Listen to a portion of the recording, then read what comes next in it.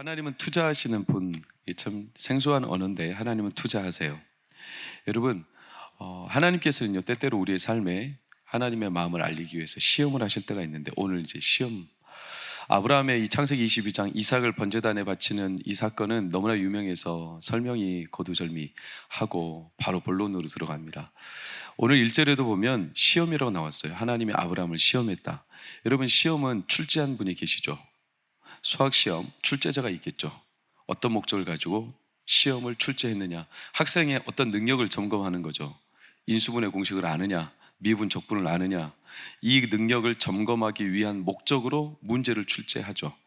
하나님도 우리의 믿음을 점검하고 하나님과의 관계를 점검하기 위해 문제를 출제하시죠. 그러니까 시험은요, 사실은 출제자의 의도를 아는 게 굉장히 중요해요. 출제자의 의도. 여러분, 2 더하기 9는 뭡니까? 2 더하기 9.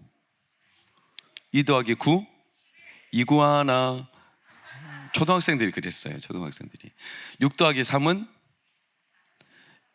63 빌딩. 1 더하기 2는요? 1박 2일. 이렇게 애들이 그러더라고요. 넌센스는 답이 없어요. 창세기 22장 하나님이 아브라함을 시험하신 것은 답을 원하시는 게 아니에요. 의도가 뭐냐? 왜? 이 문제가 너무 세서 그래요. 아니, 아브라함을 처음 시험하시는 겁니다. 아브라함의 기록 가운데 하나님이 아브라함을 시험하셨더라 라는 시험의 단어가 오늘 처음 등장하는 거예요. 첫 시험인데 그 시험이 뭐냐면 아들을 바치라는 거예요. 여러분, 이 출제 의도가 뭘까? 왜 이 시험을 주셨을까? 저를 따라해 주세요. 너의 믿음을 보여라, 이겁니다. 답이 뭐냐가 아니라 너의 믿음을 보여라. 여러분, 누군가가 여러분에게 믿음을 보여달라고 하면 여러분의 믿음 어떻게 보이실 수 있어요? 여러분, 두 손 반짝반짝, 두 손 보여주세요. 끝까지 안 하신 분들이 계시네요. 네. 마스크 벗고 얼굴 좀 보여주세요. 네. 우리 장님 늘 잘 보여주셔서 감사해요. 여러분, 믿음을 좀 보여주세요. 믿음 어떻게 보이실 거예요? 믿음. 남자가 여자와 교제를 나눌 때 여자가 남자에게 나 사랑해? 사랑해. 보여줘봐. 어떻게 사랑해? 얼마나 사랑해? 어떻게 보여줘야 돼요? 사랑을. 그래서 남자가 두 가지 중에 하나를 선택합니다. 사랑해. 아주 담백하게 말하면서 풀꽃 반지를 주는 것과 아무 말도 안 하고 다이아 반지를 주는 것, 뭐가 사랑이에요? 다이아죠?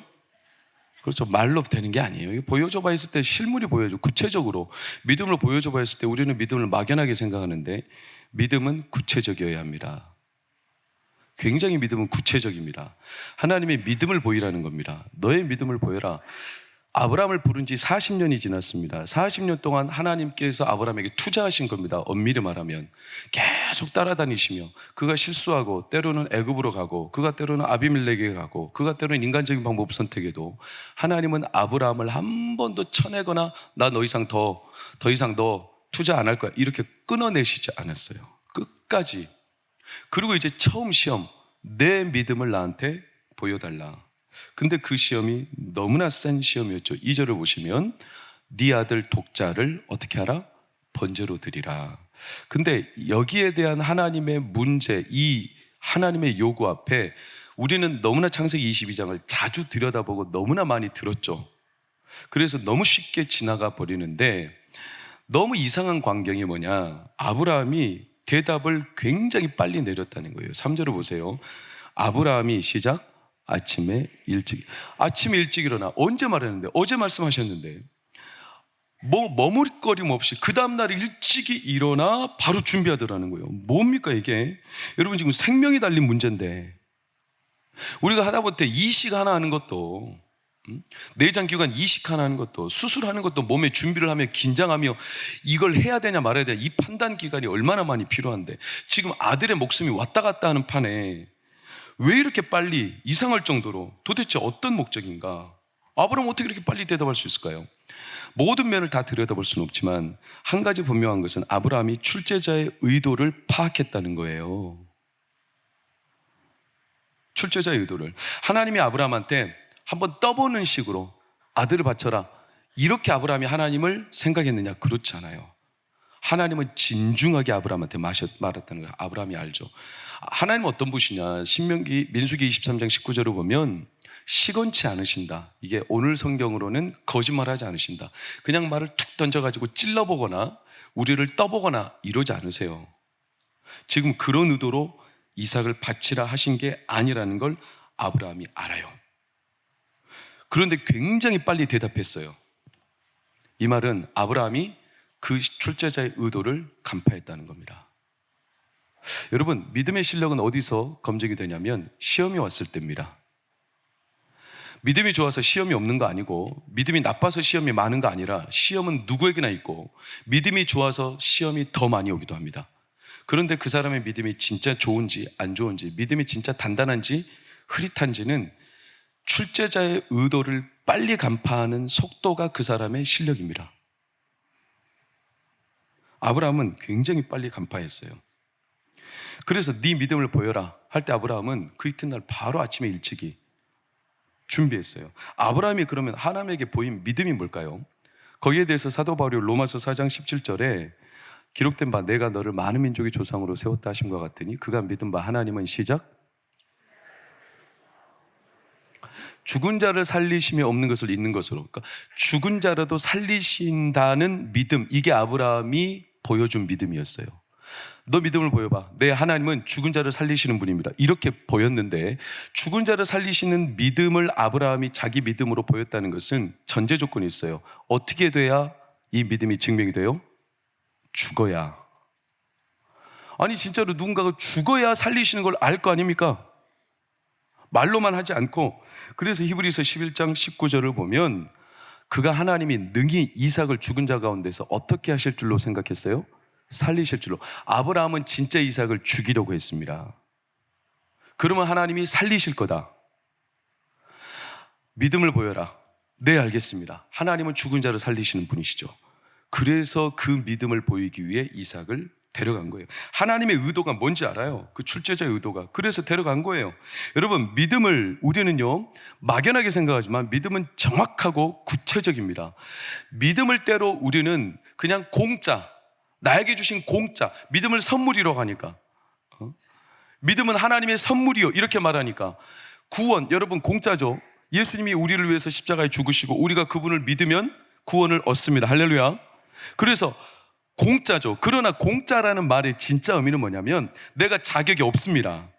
예수님을 나에게 투자할 만한 사람이 내가 됩니까 안 됩니까? 안 된다는 거예요. 자격 조건이 하나도 안 돼. 하나님이 그 아들 독생자를 우리한테 줄 만한 사람이 아닌데도 불구하고 그런 조건, 형편, 처지 따지지 않고 무조건으로 우리에게 주셨다. 이런 의미에서 공짜죠. 그래서 로마서 5장에서는 우리가 아직 죄인 되었을 때 하나님이 자기 아들을 내어주심으로 자기 사랑을 확증하셨다 이렇게 말하는 거예요. 그런 측면에서 우리의 조건을 따지지 않으셨다, 이런 측면에서 공짜이지, 우리가 그 예수님을 믿고 하나님의 자녀가 된 것이, 그러면 이제 믿음은 조건이 없으니까 마음대로 그냥 헐겁게 하든지 잘 믿든지, 믿음이 구체적이든지 막연하든지 상관없다. 공짜로 받은 거 뭐 마음대로 하자. 여러분, 사람은 그런 심리가 있죠. 물건을 공짜로 받으면 함부로 여겨요. 돈이 그냥 꽁돈으로 들어오면 함부로 써요. 왜? 공짜니까. 믿음도 공짜니까 함부로 해도 될까요? 여러분, 조건은 공짜지만 하나님이 구원을 주신 목적은 절대로 공짜가 아닙니다. 이해를 분명히 하셔야 합니다. 구원 얻는 조건은 따지지 않았어요. 그러나 구원받고 난 뒤에 하나님은 우리에게 선명한 목적이 있고, 자기 아들 독생자 예수 그리스도를 값주고 우리를 살렸는데 어떻게 이걸 함부로 여기라고 하시겠어요? 예수님 값에 맞는 믿음을 요구하십니다. 그런 사랑하는 여러분, 축복합니다.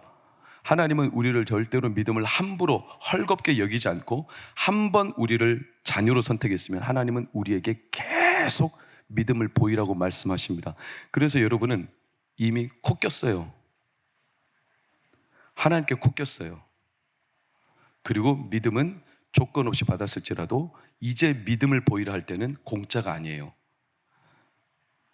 임금이 자기 백성을 사랑해서 백성들이 잘 살 수 있는 슬기로운 방법을 이들에게 가르쳐 주자. 문무백관들을 모아가지고 이들에게 지혜로운 길을 알려줘라. 그래서 문무백관들이 열심히 연구해가지고 책을 산더미처럼 쌓아놓고 연구해가지고 그 책을 10권으로 딱 축약했어요.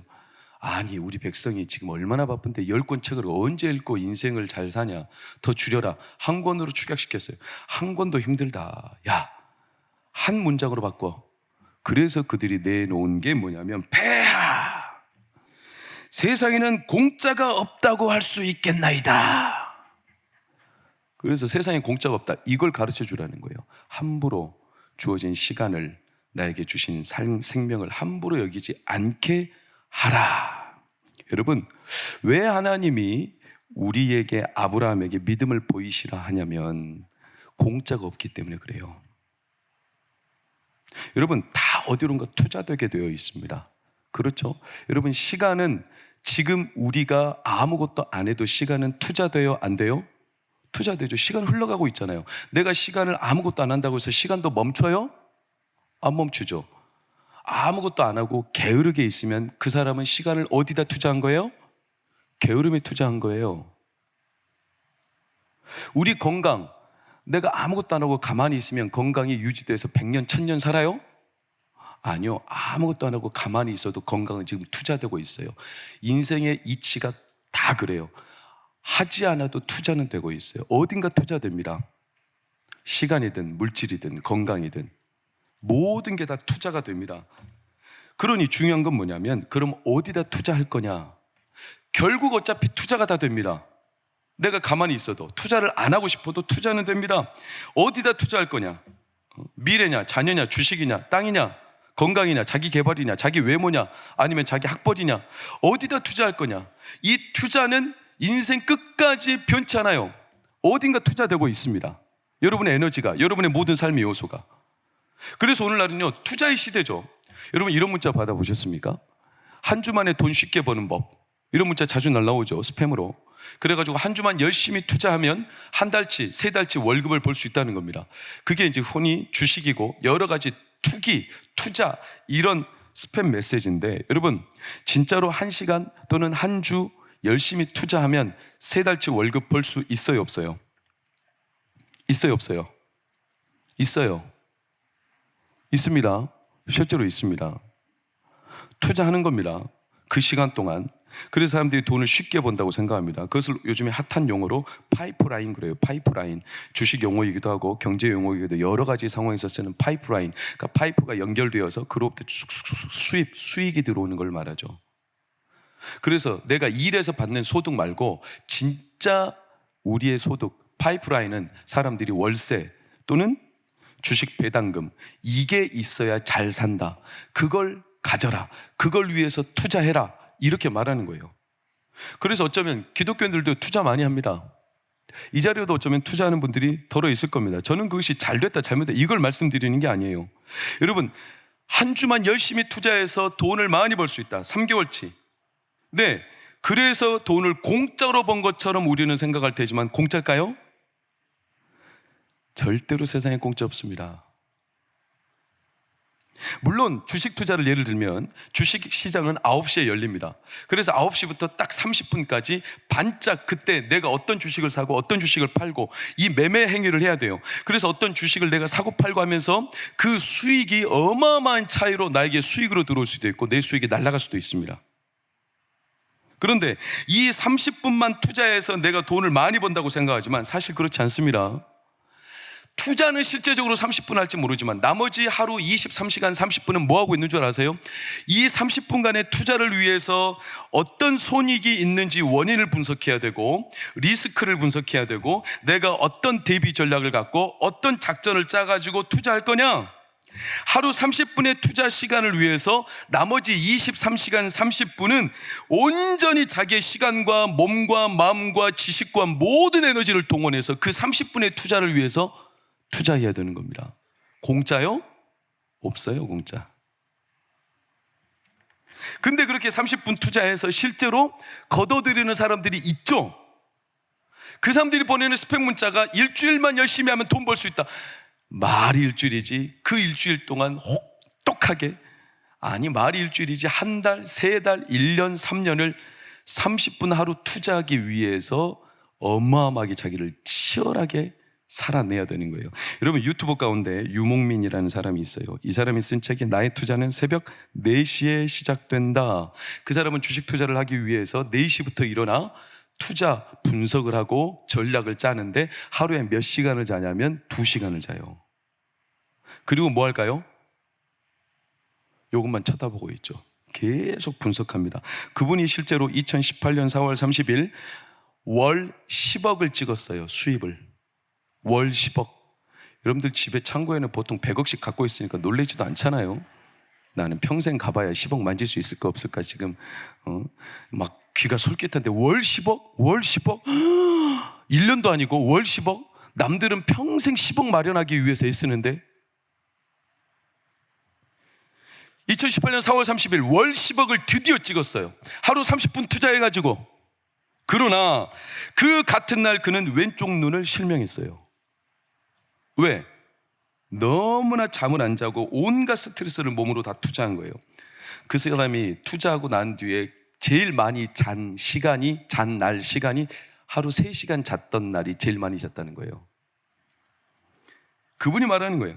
자기는 주식을 사람들이 불로소득, 공짜라고 생각하지만, 그렇게 말하지만 주식만큼, 투자만큼 치열한 현장이 없다.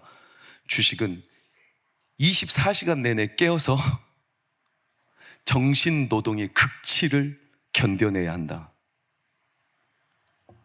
왜? 그의 수익의 구조인 파이프라인이 막히지 않기 위해서. 이 파이프라인이 막히면 헐라당 날아가 보니까 이게 뚫려야 되니까. 이 파이프라인, 이 돈줄이거든요. 돈줄, 그들의 수입원, 돈줄, 돈맥, 맥이 흐른다. 돈이 흘러가는 돈줄, 돈맥. 이게 막히면 그래서 돈맥 경화라고 그래요.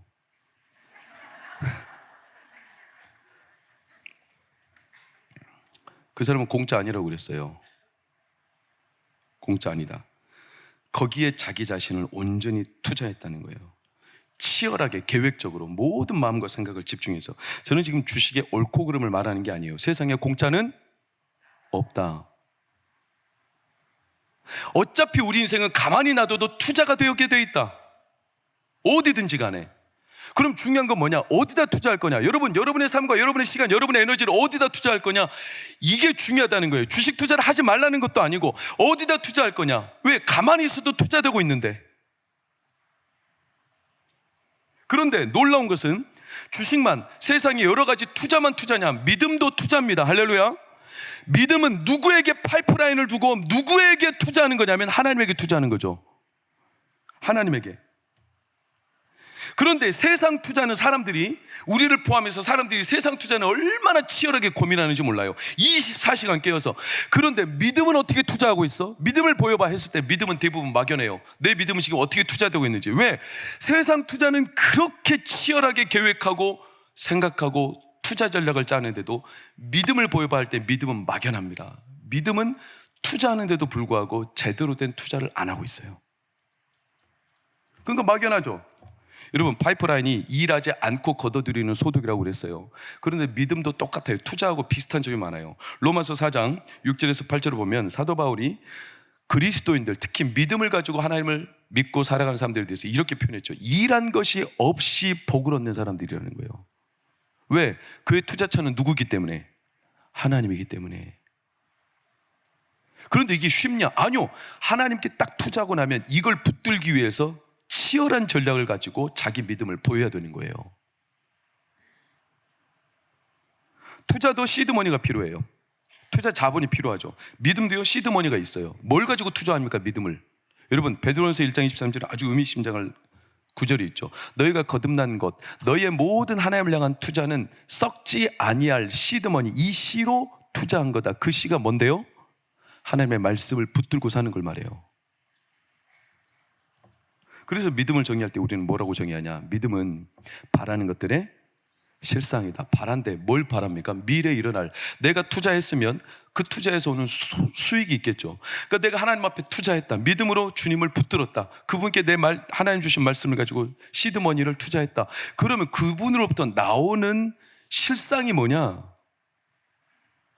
그래서 믿음을 가지고 투자하는 사람은요, 끝까지 그걸 붙들고 똑같이 여기에다가 매진해야 되는 거예요. 투자 전략이 필요해요. 그리고 믿음을 보여야 되는 거죠. 그래서 믿음을 정의하는 사람은, 믿음으로 투자하는 사람은 두 가지가 분명해야 됩니다. 히브리서 11장 6절이죠. 하나님이 기뻐하시는 믿음, 믿음이 없이는 하나님을 기쁘시게 하지 못하나니, 하나님께 나아가는 자, 하나님께 투자하는 자는 반드시 첫 번째, 그가 계시다는 거. 내가 투자했는데 투자 대상이 없다면 이게 뭔 소용이겠어요? 그가 계시다는 거. 두 번째, 그가 자기를 찾는 자들에게 뭘 주신다? 상, 수익, 미래의 실상이 반드시 있다. 이게 쉽지 않은 거예요. 이 믿음을 보이라는 거예요. 막연한 게 아닙니다. 믿음은. 저는 주식 투자를 안 하니까 저는 잘 모릅니다. 주식 투자에서 그냥 제가 읽은 책을 가지고 몇 마디 풍어를 읊은 것 뿐이고, 저는 투자를 모르지만 가끔 소소한 투자, 여러분들이 좋아하고 사랑하고 엄청 애호 있게 여기는 당근, 저도 그거 가끔 합니다. 당근이 일상용품을 아주 좋은 제품을 쉽게 싼 가격에 구할 수 있는 참 좋은 어플이죠. 그래서 저희 집에도 뭐 이제 가끔 이제 생활기기가 망가졌을 때 이걸 구매해야 되는데 너무 비싸요. 새 거를 구매. 그래서 좋은 제품을 당근에서 물색합니다. 그러면 당근의 제품이 나왔어요. 최근에 제 사건인데, 제가 한 제품을 찾다가 당근 제품이 나왔어요. 시가 10만 원으로 나왔어요. 원래 판매 가격은 그보다 훨씬 더해요. 10만 원 나왔어요. 근데 언제가 진짜 갈등이냐면, 똑같은 제품이 똑같은 10만 원으로 두 개가 떴어요. 뭘 투자할 거냐? 어디에다가? 그럼 제가 당연히 어디다 투자할까요?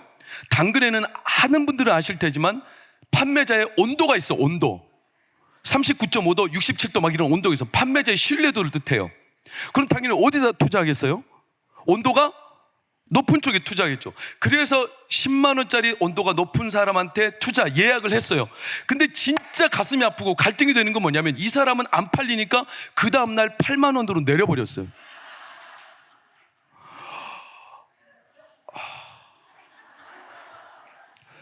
여기서 끝나지 않았어요. 제 비극은. 그 이튿날 이게 안 팔리니까 무료 나눔으로 아예 바꿔버렸어요. 주여, 고난과 시험이 이걸 그렇다고 내가 투자한 걸 거둘 수 없잖아요. 왜? 신뢰도가 떨어지거든요. 투자는요, 한 번 딱 붙들면, 세상 투자도 똑같아요. 주식하는 사람들 물어보세요. 워렌 버핏이나 수많은 투자의 귀재들한테 물어보세요. 리스크가 생긴다고 해서 거두지 말라고 해요. 한 번 딱 투자하면 끝까지 믿고 기다리고 참고, 믿음과 비슷하죠. 세상도 그래요. 세상도. 그런데 우리는 믿음에 대해서 너무나 막연해요. 믿는다 말하는데 막연해요. 그리고 투자하지 않아. 믿음을 보이라. 그런데 내가 보이는 믿음이 없어. 구체적으로 내 믿음에 대해서 전략을 짜본 적이 없어요. 세상에는 그렇게 치열하게 전략을 짜는데, 눈이 시뻘개지도록 주식 투자를 보고 있는데, 저는 지금 우리 자신을 참수하고 책망하는 게 아닙니다. 여러분, 결국에 중요한 건 우리의 삶은 어딘가 투자하게 되게 돼 있어요. 가만히 놔둬도. 그럼 어디다 투자할 거냐? 이 결정을 내려야 되는데, 과연 우리가 하나님 앞에 하나님의 살아계심과 그분이 상 주시는, 찾는 자들에게 상 주시는 이심을 믿으십니까? 그럼 우리의 이 믿음의 투자는 가만히 있을 수 없는 구조인 거예요. 분명히 해야 돼요. 내 믿음을 보이라. 제가 최근에 한 목사님의 설교를 들으면 진짜 가슴 아픈 우픈 얘기 그러죠. 웃으면서도 슬픈 얘기. 오늘날 성도들의 마음이 얼마나 막연해졌는지, 교회에서 사용하는 용어에 대한 책이 있었다는 거예요. 이 용어를 약간 비아냥대면서 해설해 놓은 책, 교회에서만 쓰는 용어들이 있죠. 예를 들어서 뭐 믿습니까? 할렐루야, 주의 이름으로 축원합니다. 이런 수많은 교회 용어들이 있지 않습니까? 이걸 해설해 놓은 책인데, 거기에서 주의 이름으로 축원합니다, 이 말은 무슨 뜻일까요? 그 말의 뜻은 설교가 끝났으니까 짐 싸고 갈 준비해라, 이런 뜻이. 왜? 목사들이 설교를 끝내면서 항상 주의 이름으로 축원합니다. 그러면 이따가 보십시오. 분명히 보십시오. 2부 1부 때 제가 말을 안 해서 그랬지, 축원합니다가 나올 분위기 때문에 이미 성경 덮고 있습니다. 할렐루야는 뭘까요? 하나님을 찬양합니다. 그게 원뜻이죠. 그게 우리가 하나님을 찬양합니다. 우리 하나님을 찬양합시다. 할렐루야가 그런데 어떤 용어로 정의되고 있냐면 목사들이 앞에 나올 때 뻘쭘하고 뭘 말해야 될지 어색하니까 할렐루야 한다는 거예요. 분위기 어색할 때 띄우는 말.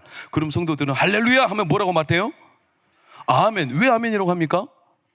믿습니다 이거지만 믿습니다 아니 사실 그거 아니고요. 목사가 할렐루야 하면 뭐라고 대답은 해야 되겠는데 뻘쭘하니까 성도들도 아멘 하는 거예요. 할렐루야 하는데 옳소 이렇게 할 수는 없잖아요. 성도들의 말과 성도들의 믿음이 얼마나 막연해졌는가. 하나의 단상이죠. 우스갯소리 같지만 여러분, 하나님의 아브라함한테 주신 믿음, 이 시험, 왜? 너의 믿음을 보여라. 결국 우리의 삶이 어딘가 투자되고 어딘가 계속 흘러가고 어딘가 계속 투자할 수밖에 없는 구조 안에 있는데 너의 믿음, 너의 믿음을 보여라. 아브라함은 이것을 분명하게 알았죠. 여러분, 놀랍게도 성경은 투자의 연속이에요. 인생만 투자가 아니에요. 성경도 투자죠. 여러분, 하나님은 우리한테 투자하셨어요. 아십니까? 태초부터 우리를 선택하셨어요. 우리한테 믿음을 투자하셨죠. 우리를 한 번 선택하고 버린 적이 있어요, 없어요? 없으시죠. 그분은 우리를 버리지 않아요. 우리가 좀 실수한다고, 우리가 하나님 떠났다고 우리를 버리시거나 에이 더 이상 투자 안 해야지 이렇게 하신 적 없어요. 하나님은 아브라함을 선택하셨고 한 번도 그에게 투자의 마음을 버리신 적이 없어요. 노아를 선택하셨죠. 야곱 선택하셨죠. 요셉을 선택하셨죠. 이스라엘 백성 선택해놓고 하나님이 바벨론이 더 강해지니까, 아수르가 더 강해지니까, 그리고 수많은 강대국이 있으니까 아 이스라엘 얘네들은 더 이상 못 믿겠어. 그래가지고 이스라엘 내팽개치고 딴 나라 쫓아가지 않으셨어요. 하나님은 늘 투자하셨어요. 왜 가나안 땅에다가 하나님은 약속을 두셨을까요? 왜 예수님을 하필 그때 그 나라 그곳에 오게 하셨을까요? 하나님의 투자예요. 우리 인생은 평생 어쩔 수 없이라도 투자가 될 수밖에 없는데 어디엔가 투자를 해야 될 텐데, 투자를 해야 된다면 하나님은 우리에게 투자를 하시고 우리에게도 동일하신 겁니다. 우리가 투자를 할 수밖에 없는 구조라면 하나님께 투자하여 하나님의 투자를 통하여 복받기를 원하시는 겁니다. 여러분, 아브라함에게 내 믿음을 보이라. 믿음은 일방적이지 않아요. 우리만 하나님을 믿는 게 아닙니다. 하나님도 믿고 함께하고 싶은 사람을 찾으십니다. 우리가 자주, 여러분들은 어떤 펜을 자주 쓰는지 모르겠지만 저는 이 펜을 자주 씁니다. 저한테는 가방에 이 펜만, 똑같은 종류의 펜만 7자루가 있습니다. 저는 이 펜 위에는 잘 쓰진 않아요. 그리고 항상 0.7mm만 써요. 여기에만 항상 제 손이 가죠. 여러분 어떤 길로 다녀요? 항상 가던 길로 다니지 않습니까? 어떤 가게에 가요? 단골 가게가 있죠. 누구하고 대화 나눠요? 항상 만나서 대화 나오는 진지한 관계가 있죠. 아무거나 하지 않죠. 우리도 믿을 만한, 그리고 자주 찾는 사람들이 있고 팬이 있고 사물이 있고, 때로는 그 사람이 나한테 뭔가를 요구해도 그 사람의 요구가 진짜 말도 안 되는 얼토당토하는 요구라도 그 사람의 요구를 들어주는 이유는 내용이 그럴듯해서가 아니라 그 사람을 내가 믿기 때문에 투자하는 경우 있어요, 없어요? 있죠. 하나님도 믿고 함께할 사람을 원하십니다. 너의 믿음을 보여라. 아브라함한테 원하신 겁니다. 아브라함은 거기에 대해서 1절, 11절, 17절 놀랍게도 그는 연거푸 반복하는 단어가 내가 여기 있나이다, 내가 여기 있노라. 11절도 내가 여기 있나이다. 아브라함아 어디 있냐? 아브라함아 부를 때 내가 여기 있습니다. 주여 여기 있습니다. 네 믿음을 보여라. 주여 제가 여기 있습니다. 듣겠습니다. 하나님은 부를 때 예 하고 대답할 그 사람을 의도하신 겁니다. 시험의 답이 아니라 이 대답, 하나님 앞에 그 의도를 알고 반응할 사람.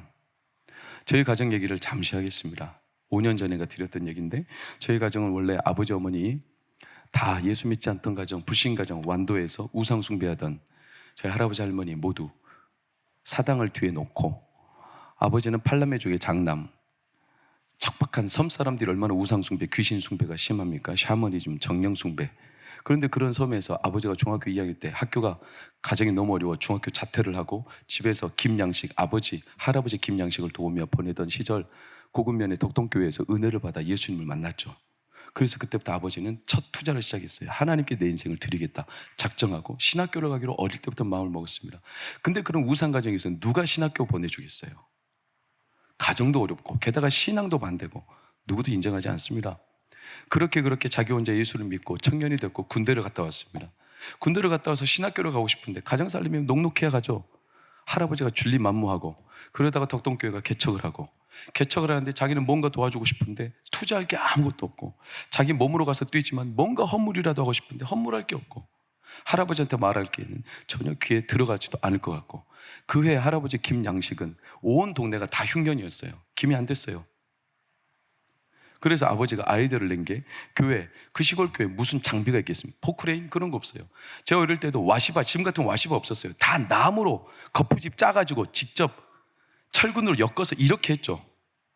그러니까 이 기둥을 거푸집, 와시바를 싸야 되는데 와시바 할 만한 기둥이 없으니까 아버지가 김양식장에서 기둥을, 장말이라고 하는 큰 기둥을 서너 개 빼다가 이걸 거푸집으로 썼어요. 할아버지한테 허락을 듣겠죠. 할아버지, 아버지 이걸 좀 써도 되겠습니까? 써라. 의외로 흔쾌히. 왜? 김 농사도 안 되는데 그거 뒀다고 뭐 하겠어요? 아들이 쓴다고 하니까, 장남이 말하니까 써라. 그리고 그걸 뽑아다가 썼어요. 3개월, 4개월 건축하는데. 그리고 건축 끝나고 이걸 다 갖다가 다시 바다 한가운데 박았어요. 여러분, 김 양식 얼마나 힘든지 모르시죠? 요즘에는 김은 이 딱 떠놓고 기계가 다 말아서 수거하죠. 그러니까 빨라요. 근데 그때 당시 김은요, 일일이 사람이 다 뜯었어요. 뜯어가지고 김발이라고 하죠. 김 싸는 발이 있죠. 이 발에다가 일일이 다 손으로 널어요. 이걸 또 다 일일이 벽에다 꽂아요. 그리고 그게 마를 때가 되면 다 걷어요. 그래서 이걸 차곡차곡 쌓아서 김 뜯어내고 발 정리하고 김 뜯어내고.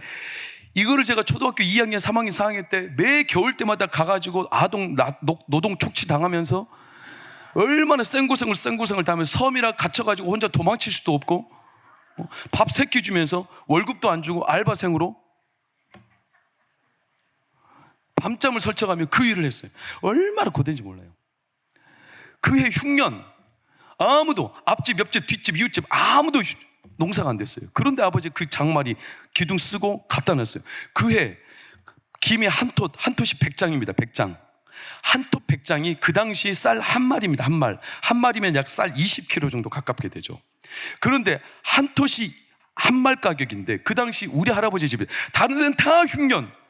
놀랍게도 이상하게도 왜 그런 일이 벌어졌을까? 우리 할아버지 김 양식장에서 그해 김이 2,500톳이 나왔어요. 2,500장이 아니라 2,500톳.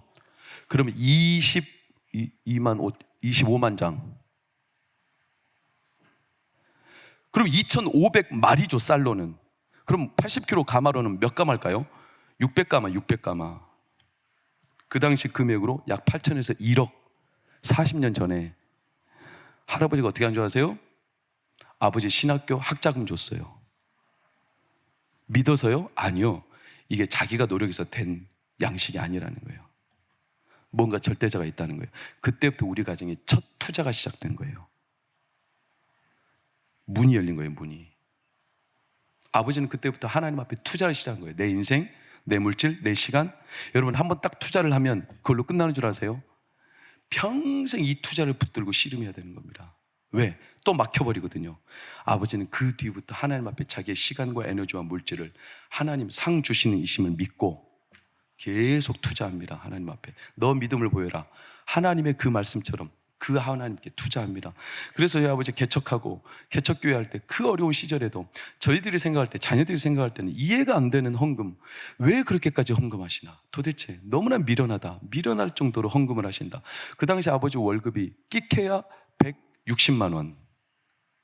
20년 전, 25년 전.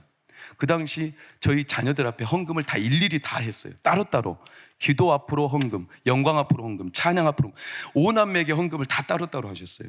그런데 헌금도 한 종류만 하냐? 기도 앞으로만 예를 들면 저에게 감사 헌금 3만 원, 11조 2만 원, 소원 헌금 만 원, 성경금 만 원. 저한테만 들어가는 헌금이 6만 원에서 7만 원.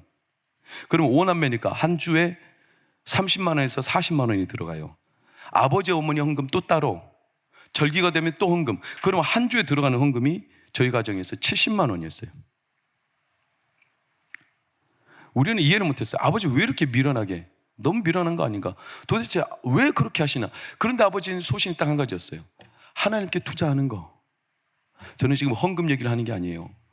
한 번 딱 투자하면 하나님께 그가 거두지 않아야 되는 이런 확신과 고집을 가지고, 그리고 딱 한 가지, 자신은 이렇게 치열하게 투자하지만 그 열매는 자기 때 못 봐도 내 자녀와 내 후손들이 하나님이 열매를 주실 거다. 이 한 가지 믿음이었어요. 제가 지금 목회를 하는 것은 제 능력도 제 노력도 아니고 아버지의 열매를 저는 따먹고 있을 뿐이에요. 사랑하는 여러분, 믿음으로 투자하는 건 네 믿음을 보여라. 너의 구체적인 믿음의 전략이 뭐냐? 너의 믿음을 보여라. 아브라함에게 말하는 겁니다. 왜? 대적이 있어요. 우리의 믿음을 파산시키는 대적이 있어요. 세상도 투자하다가 거두거나 잘못되면 파산되죠. 세상의 투자는 파산돼도 다시 살 길 있을 겁니다. 왜? 돈은 있다가도 없고 없다가도 있을 수 있습니다. 그러나 믿음은 한번 막히고, 게다가 영적인 어둠과 마귀가 우리의 믿음을 막아버리고 훼손시키고 거둬가 버리면 이건 영혼과 관계된 문제입니다. 놀랍게도 디모데전서 1장 19절 보면 믿음에서 파산한 자들이 있어요. 막혀버렸어요. 믿음을 투자하다가 걷어버린 거죠. 하나님을 향한 믿음, 그 믿음의 전략적인 투자를 걷어버린 거예요. 그래서 마귀가 그의 심령을 막아버린 거예요. 믿음이 막혀버렸죠. 더 이상 믿음으로 하나님 앞에 나아갈 수 있는 길이 없어요. 영혼의 문제가 걸렸죠. 영혼이 영생이냐 영벌이냐. 그러니 하나님은 우리에게 투자를 하신 거예요. 그의 영혼이 죽어가고, 그 성도의 영혼이 죽어가고, 그 가정이 죽어가는데 하나님이 내버려둘 수 없잖아요. 하나님은 한번 투자하시고 거두시잖아요. 그래서 우리의 영혼을 다시 살게 하기 위해, 회복시키기 위해 살릴 수 있는 길은 딱 한 가지밖에 없어요. 그래서 자기 독생자 아들 예수 그리스도를 우리에게 투자하신 거예요. 우리에게 하나님의 아들을 어떻게 이게 공짜로, 대충, 우리는 공짜로 얻었지만 하나님 우리에게 공짜, 그냥 함부로 얘기하라, 이렇게 하실 리가 없죠. 왜? 자기 아들을 우리에게 투자하셨는데 그 아들값만큼 우리를 하나님 기뻐하시는 믿음으로 이끌어 가십니다. 그 믿음을 아브라함에게 지금 보이라는 거예요. 우리 안에 있는 하나님을 향한 이 생명력. 여러분, 지금 튀르키예와 시리아는 지진이 났어요. 35,000명? 어떤 사람들은 10만 명 이상이라고 예고까지 하고 있어요. 너무나 처절하죠. 한 사람만 죽어도 그 땅에 슬픔이 가득한데, 그 가정이 와르르 무너지는데, 그 땅에 수만 명의, 게다가 꽃도 피워보지 못한 태중에 있는 아이까지 다 죽어가 버리는 이런 형편 가운데 그 땅의 영혼의 울부짖음을 어떻게 그 나라가 감당할 수 있겠어요? 그 암흑에서, 그 터전의 사고를, 내진 설계가 하나도 안 됐다고 그래요. 그렇게 눈에 보여지는 투자는 했지만 정작 한 번의 지진으로 모든 터가 무너지고 생명들이 사라질 때, 그런데도 사람들이 여전히 희망을 갖고 그 땅을 위해서 그들이 열심히 땅을 파헤치는 이유는 그 수만 명이 죽어가는 현장에서도 한 사람 한 사람이 살아나는 이 생명 때문에 그런 거예요. 이렇게 생명이 놀라운 거예요. 생명 한 명이 구해지면 사람이 희망을 갖는 거예요. 희망을. 하나님은 우리를 바라보실 때 왜 예수 그리스도를 투자하시냐면 우리의 생명을 건지시려 함입니다. 생명을 살리려 하심이죠. 여러분, 그 땅에 지금 아이들이 살아나고 있잖아요. 3만 명에 비하면 한 명이 무슨 소망이 있겠어요? 근데 그 한 명 때문에 사람들이 소망을 품고. 사진 한번 보세요. 저와 이 아이가 어미의 뱃속에 있다가 지진이 무너지고 난데 태어났죠. 그리고 엄마는 죽었어요. 이 아이를 발굴할 당시 탯줄이 여전히 이어진 채로 아버지가 탯줄을 잘라 아버지가 그 다음 사진을 보면 아이를 안고 나오죠. 그래서 이 아이가 살았어요. 이름은 아야라고 해요. 기적이라는 뜻이에요. 어떤 두 남매인지 자매인지 모르지만 사진 한번 보세요. 이 7살짜리 아이가요, 자기 동생을 지진 더미에서 끌어안고 20시간을 버텼어요. 그리고 20시간 만에 살아났어요. 이걸 보며 사람들은 기뻐하며 환호하며 희망을 보며 생명 때문에 그 나라가 지금 그래도 소망을 놓지 않고, 여러분, 이렇게 하나님은요 우리의 생명에게 투자하시는 거예요. 이 투자, 생명 때문에요 나라가, 대적이 사라지고 있는 거 아세요? 시리아와 대적이었던 이스라엘이 돕겠다고, 평소 같았으면 시리아이 고개 돌려버리고 시리아가 이스라엘 도움 안 받을 텐데 생명을 살리기 위해 대적 관계가 사라지고, 튀르키예도 대적 관계인 나라들과 다시 화목을 이루며 너희들 도움 받고 싶다, 우리도 돕겠다. 여러분, 아브라함의 이 한 사람의 생명을 다한 투자가, 네 믿음을 보여라, 하나님 앞에 믿음으로 그가 반응했을 때 어떻게 아브라함의 가정을 이끌어 가시는가. 22장 17절을 보세요. 너 씨가 대적의 성문을 차지하리라. 이후에 수많은 대적이 일어날 테지만, 우리를 혹독하게 무너뜨리는, 믿음을 파산시키는 수많은 대적이 일어날 테지만, 아니다, 오늘 너의 그 결심과 오늘 너의 믿음의 투자가 너의 가정과 너의 자녀와 너의 후손들을 통하여 어떤 대적이라도 하나님이 생명을 놓지 않고 생명줄 놓지 않고 하나님이 선점하사 그곳에 저주와 사망이 아니라 생명과 축복으로 여러분의 가정과 삶과 후손들을 이끌어가 주십니다. 여러분, 이게 하나님의 우리에게 투자하시는 하나님의 방법이에요. 여러분, 오늘 아브라함이 이 믿음을 보인 겁니다. 오늘 우리는 그 믿음을 하나님께 요구받고 있습니다. 이 조선 땅이 그렇게 어두울 때도 하디라는 선교사가 또는 길선주 장로님이 자신들 안에 있는 묶여있던 마음을 공중회중 앞에서 철저하게 회개하며 내가 막혀 있었고 내가 하나님 앞에 헌신하고 내가 하나님 앞에 마음을 목놓아 투자하지 못해서 나 때문에 막혀 있었습니다. 그들이 회개하고 하나님 앞에 철저하게 무너질 때 하나님이 그들의 회개와 그들의 마음의 투자를 통하여 믿음의 고백을 통하여 한국 땅에 하나님의 성령의 기름을 부으셨어요. 자, 여러분, 늦지도 않았고 우리의 지난날의 삶이 어떻을지라도 오늘 하나님은 우리에게 예수 그리스도로 이미 생명의 길, 축복의 길을 열어주셨습니다. 우리도 그 하나님 앞에 우리의 믿음을 치열하게 반응하고 그 믿음을 보이라는 주의 말씀 앞에 우리가 우리의 믿음을 하나님 앞에 드러내고 보이면 하나님은요, 우리를 통해 우리 가정, 우리 자녀들, 여러분 후손 가운데 하나님이 대적의 성문을 차지하시며 우리의 삶의 여생을 이끌어 가실 줄 믿습니다. 자, 여러분, 하나님 앞에 그 믿음으로 서시기를 축원합니다. 다시금 서시기를 축원합니다. 우리 어르신들의 이 믿음의 결심을 통해 자녀들이, 후손들이 잘 되기를 축원합니다.